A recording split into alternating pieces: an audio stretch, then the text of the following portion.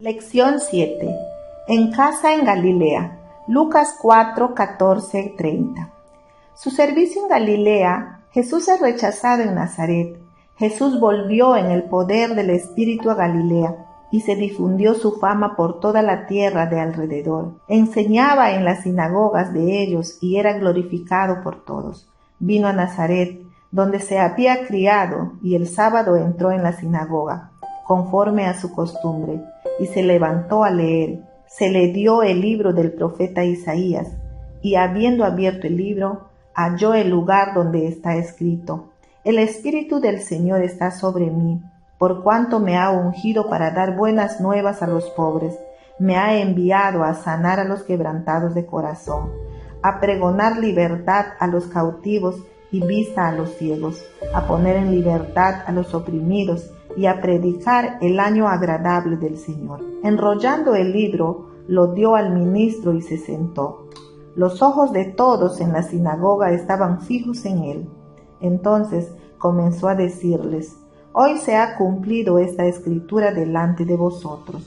Todos daban buen testimonio de él y estaban maravillados de las palabras de gracia que salían de su boca. Decían: ¿no es este el hijo de José? Él les dijo: sin duda me diréis este refrán: médico, cúrate a ti mismo. De tantas cosas que hemos oído que se han hecho en Capernaum, haz también aquí en tu tierra. Y añadió: de cierto os digo que ningún profeta es bien recibido en su propia tierra. Y en verdad os digo que muchas viudas habían en Israel en los días de Elías, cuando el cielo fue cerrado por 3 años y 6 meses, y hubo una gran hambre en toda la tierra, pero en ninguna de ellas fue enviado Elías, sino a una mujer viuda en Sarepta de Sidón. Y muchos leprosos habían en Israel en tiempo del profeta Eliseo, pero ninguno de ellos fue limpiado, sino Naamán el sirio. Al oír estas cosas, todos en la sinagoga se llenaron de ira.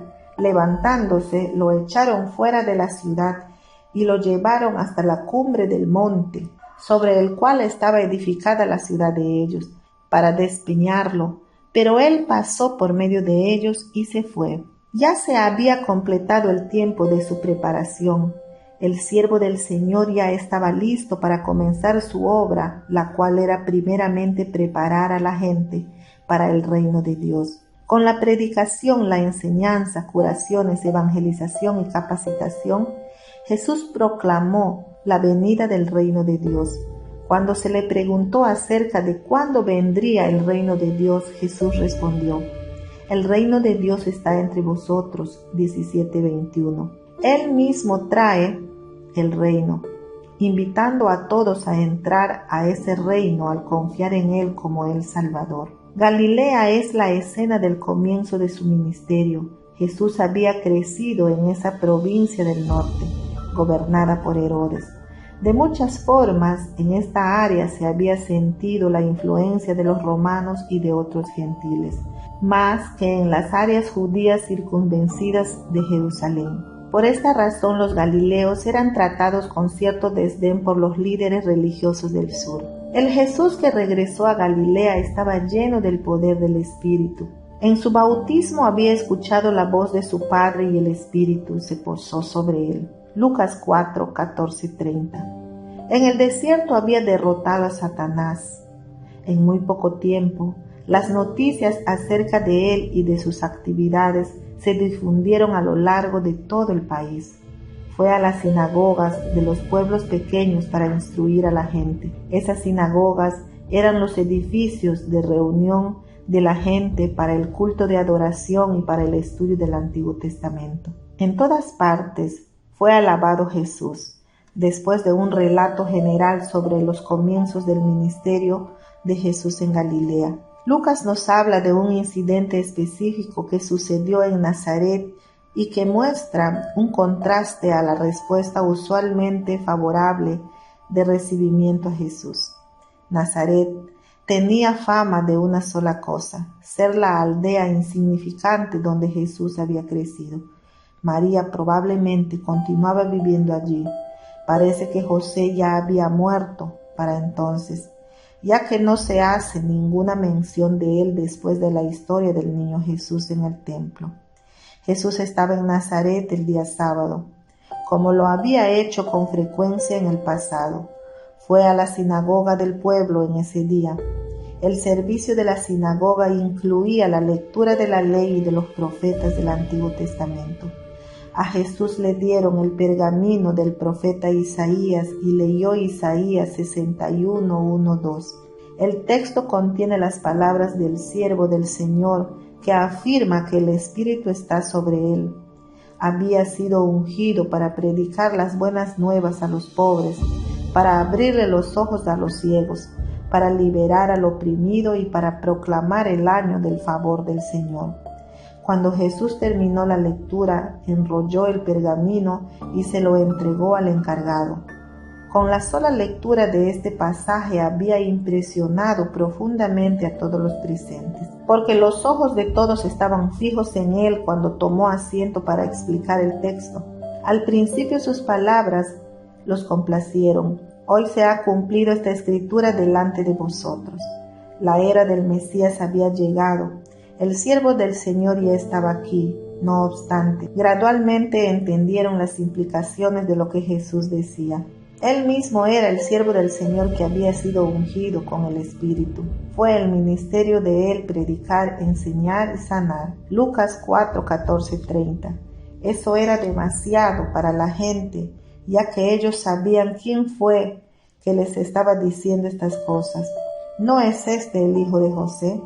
La aldea que vio crecer a Jesús no lo había conocido como alguien que hiciera milagros cuando estuvo entre ellos. Hasta ellos habían llegado los rumores de algunas curaciones que había hecho Jesús en Capernaum. Pero la gente de Nazaret necesitaba convencerse de que Jesús era más que un estudiante precoz de la Biblia. Jesús hizo referencia a las dudas de sus coterráneos en el proverbio bien conocido que pide que el médico pruebe su capacidad llevando a cabo su propia curación. Ninguna curación vino ahora de Jesús. En vez de eso, él afirmó que su ministerio era mucho más que solo impresionar a la gente de su aldea. Citó dos historias bien conocidas del Antiguo Testamento acerca de los profetas Elías y Eliseo.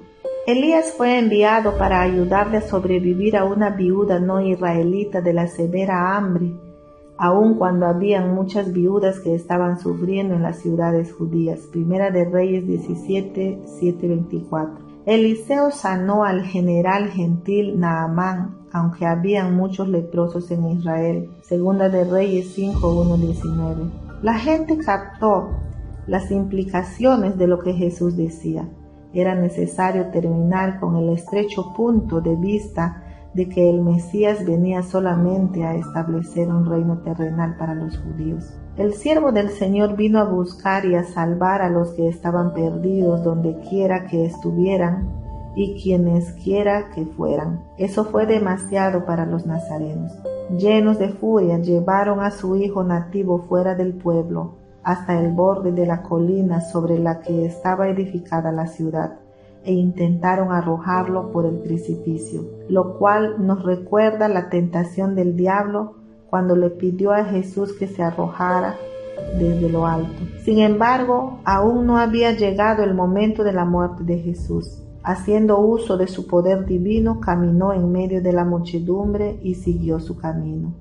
Jesús no fue a predicar a otros porque había rechazado a la gente de Nazaret, sino porque ellos habían rechazado a él al oír que iba a ir a predicar a otros. Lucas 4, 14, 30. Más tarde la gente de Capernaum tendrían la misma reacción cuando Jesús se apartó de ellos. Trataron de retenerlo para ellos mismos. 4:42. La respuesta de Jesús fue: es necesario que también a las otras ciudades anuncie el evangelio del reino de Dios, porque para esto he sido enviado. La historia del rechazo en Nazaret es un adelanto de toda una serie de rechazos que Jesús habría de experimentar. A lo suyo vino, pero los suyos no lo recibieron. Juan 1:11. La terquedad egoísta y el orgullo de las personas continúan resistiéndose a las buenas nuevas del reino de Dios. Solo el poder del Espíritu mediante la palabra de Dios vence esa resistencia y dirige a la fe en Jesucristo como Salvador.